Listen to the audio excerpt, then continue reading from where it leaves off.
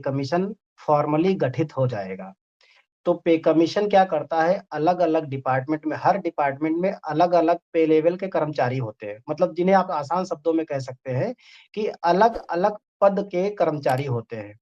किसी का पे लेवल 1800 होगा, तो किसी का 2800 होगा, किसी का 5400 होगा, किसी का 4600 होगा। तो हर कैडर की अपनी-अपनी समस्याएँ होती हैं। उनके भारत सरकार कमीशन के माध्यम से रिप्रेजेंटेशन लेती है, उनकी समस्याओं को सुनती है और सुनने के बाद उसको कमीशन की रिपोर्ट में समाधान के तौर पर उसको रखती है कि अगर ये कर दिया जाए, तो ये जस्टिफाइड तरीके से समाधान हो जाएगा। ऐसा करने में एक टाइम तो लगेगा। अब भारत सरकार के पास तकरीबन-तकरीबन 72 डिपार्टमेंट हैं, समझिएगा मैडम। जी। और 72 डिपार्टमेंट में हर डिपार्टमेंट में अलग-अलग तरह के कर्मचारी हैं। मतलब ग्रुप 4 से लेकर के क्लास 1 तक के कर्मचारी हैं। तकरीबन-तकरीबन जी। टोटल 18 लेवल के कर्मचारी हैं। हर लेवल के कर्मचारी के साथ न्याय करना, उनकी समस्या को देखना, उसका समाधान करना, ये एक चैलेंज होता है। फिर महँगाई के हिसाब से, इन्फ्लेशन के हिसाब से डियरनेस अलाउंस को फिट करना, शहर के हिसाब से जिस जगह आदमी नौकरी करेगा, उसके हिसाब से एचआरए जिसे आप मकान का किराया भत्ता कहते हैं, उसको देना, ट्रांसपोर्ट अलाउंस को तय करना, ये एक चैलेंज रहता है। इसमें उनको टाइम लगता है और उम्मीद है कि इतना टाइम भी नहीं लगेगा। हम बहुत आशान्वित हैं कि 1 जनवरी 2026 से लोगों को बढ़ा हुआ सैलरी ही मिलना शुरू होगा। अगर बहुत लेट भी हुआ तो 3 से 4 महीने। मतलब मैं ये मान के चलता हूँ कि जो पहली छमाही होगी 2026 की, जून तक की, 1 जनवरी से लेकर के 30 जून तक का, इसके बीच में पे कमीशन की रिपोर्ट लागू हो जाएगी और लोगों को सैलरी मिलना शुरू हो जाएगी। तो इसको मैं बहुत डिले के रूप में देख नहीं रहा हूँ। चलिए, ये तो बढ़िया बात है कि ये लागू हो जाएगा और वक़्त से हो जाए तो ज़्यादा अच्छा है, लेकिन क्योंकि आप भी ये कह रहे हैं कि बढ़ी हुई सैलरी मिलेगी, शब्द है बढ़ी हुई सैलरी। जी, कुछ लोग इस्तेमाल कर रहे हैं, बम्पर सैलरी हो जाएगी, बहुत बढ़ जाएगी। सैलरी कितनी बढ़ेगी, ये फिटमेंट फैक्टर पर डिपेंड करता है। अब आप ये भी जी। समझा दीजिए फिटमेंट फैक्टर क्या है, ये कैसे तय किया जाएगा, इसके पीछे तर्क क्या है? और अच्छी सैलरी के लिए जो अभी 8 पे कमीशन है, उसमें फिटमेंट फैक्टर कितना होना चाहिए? जी, जी, जी। मेघना जी, ये एक अहम सवाल है। ऐसे समझिए कि भारत सरकार का ये मानना है कि 4 लोगों का एक परिवार होता है। मतलब spouse, husband and wife plus 2 बच्चे। वो एक आदमी पर 2700 कैलोरी पर डे का खर्चा मानती है। हर आदमी पर फूडिंग से लेकर के एंटरटेनमेंट, क्लोथिंग, ट्रांसपोर्टेशन और जो मतलब जो है शहर के हिसाब से कॉस्ट ऑफ लिविंग जो आती है। आप दिल्ली में रहते हैं तो खर्चा अलग होगा और उत्तर प्रदेश, बिहार के किसी गाँव में जाकर के रहेंगे तो खर्चा अलग होगा, ज़रूरतें अलग हो जाएँगी। तो इन चीज़ों को लेकर के मिनिमम बेसिक पे बनाया जाता है जिसे आप लेवल पे कहते हैं 1। अब अभी जो सिनेरियो है, अभी जो करंट का जो सिनेरियो है, लेवल 1 का जो बेसिक पे है वो 18,000 रुपए है।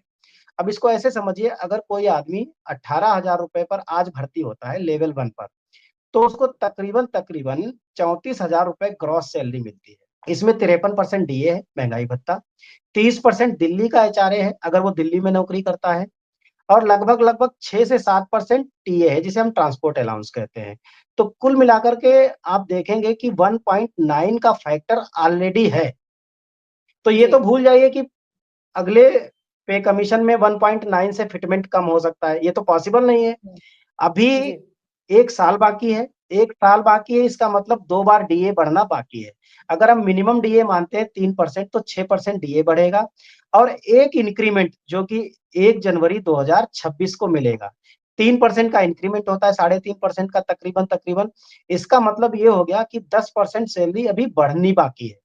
1.9 पे हम ऑलरेडी चल रहे हैं, 10% अभी सैलरी यानी 0.1 बढ़ना बाकी है, तो इसका मतलब हो गया कि हम 2.0 के फिटमेंट फैक्टर पर तो पहले से ही हैं। अगर सरकार हमको जी। 2.0 का फिटमेंट फैक्टर देती है, तो इससे कोई बेनिफिट ही नहीं होगा, क्योंकि लोग वहीं पर चल रहे हुँ। हैं। अब पे लेवल 1 से लेकर के पे लेवल 5 यहाँ तक सैलरी बहुत कम है। आप सोचिए, जिस आदमी को दिल्ली में 34,000 रुपए मिल रहे हैं पहले पे लेवल पर, वो आदमी अगर बिहार में, उत्तर प्रदेश में, राजस्थान में, हरियाणा में किसी गाँव में नौकरी कर रहा होगा, तो उसको महज़ 24-25,000 रुपए सैलरी का मिल रहा होगा। अब आज जी। देखिए कि कम से कम भी खर्चा पर डे का, चाहे वो छोटा शहर भी हो, ₹1000 का पर डे का खर्चा है। बचत कहीं कुछ नहीं है, एंटरटेनमेंट पर कोई खर्चा नहीं है। ये तब मैं बता रहा हूँ जब केवल फूडिंग, लॉजिंग और क्लोथिंग की बात करते हैं। अभी इसमें एंटरटेनमेंट शामिल नहीं है, इंटरनेट शामिल नहीं है, ट्रांसपोर्टेशन शामिल नहीं है, और जो हम एचडीआई कहते हैं, ह्यूमन डेवलपमेंट इंडेक्स, इसके माध्यम से एक लग्जरियस लाइफ जीने का सबका हक है। अगर अगर आज का युग जो है, अगर फोर व्हीलर से चल रहा है, तो उसके मुकाबले एक छोटी सैलरी वाले को छोटी गाड़ी कम से कम वो एफोर्ड कर सके अपने परिवार के लिए, तो बचत करेगा तभी एफोर्ड कर पाएगा। तो वो हम्म। उसमें कहीं शामिल नहीं है। अगर हम उसको शामिल करते हैं तो एटलीस्ट मिनिमम टू मिनिमम 2.30 का मल्टीप्लीकेशन फैक्टर तो सरकार को लाना पड़ेगा, ताकि छोटी सैलरी वाले लोगों को एटलीस्ट 30% का ग्रॉस पे बेनिफिट हो सके। अगर जी। ये नहीं होगा तो फिटमेंट फैक्टर का कोई मतलब नहीं। तो हम इसको ये मान के चलते हैं, सरकार कितना भी कम लाए, एटलीस्ट 2.3 के आसपास फिटमेंट फैक्टर लाएगी। फिटमेंट फैक्टर में क्या है कि जो बेसिक सैलरी है उसको उससे मल्टीप्लाई कर देते हैं, डीए उस समय चूंकि जीरो हो जाएगा। टीए बढ़ा सकती है सरकार, क्योंकि ट्रांसपोर्टेशन अलाउंस तो हमेशा बढ़ता ही है, वो कम हो ही नहीं सकता। डीए को वैसे ही जीरो कर देगी। एचआरए को भी हो सकता है सरकार कम या ज्यादा कुछ कर सकती है, मैनेज कर सकती है। जब बोलेगी कि बेसिक सैलरी बढ़ गई है, तो एचआरए क्या है कि अभी 50% जब तक डीए नहीं था, तब तक भारत सरकार के पास 3 स्लैब थे। हम्म। 9% सबसे छोटे शहरों में, 18% उससे बड़े जिन्हें कैटेगरी बी शहर कहते हैं उनमें था, और फिर 27% जो दिल्ली जैसे महानगर है। तो अभी जैसे 50% डीए हुआ, तो वो 10, 20 और 30 का स्लैब बन गया। तो जाहिर सी बात है, इस मामले में भी सरकार नीचे की तरफ जाएगी, कभी ऊपर नहीं जाती है। अब यहाँ पर उम्मीद करना भी बेईमानी होगी, क्योंकि अगर आप मतलब ऐसा सपना देखने लग जाए जिसके पीछे कोई तार्किक चीज नजर ना आए, तो वो सपना भी देखना ठीक नहीं है। तो हमारा ये मानना है कि एटलीस्ट 2.3 का मिनिमम फिटमेंट फैक्टर तो आएगा ही आएगा। जी। चलिए देखते हैं ये जो आपने बताया है कितना सही आगे बैठ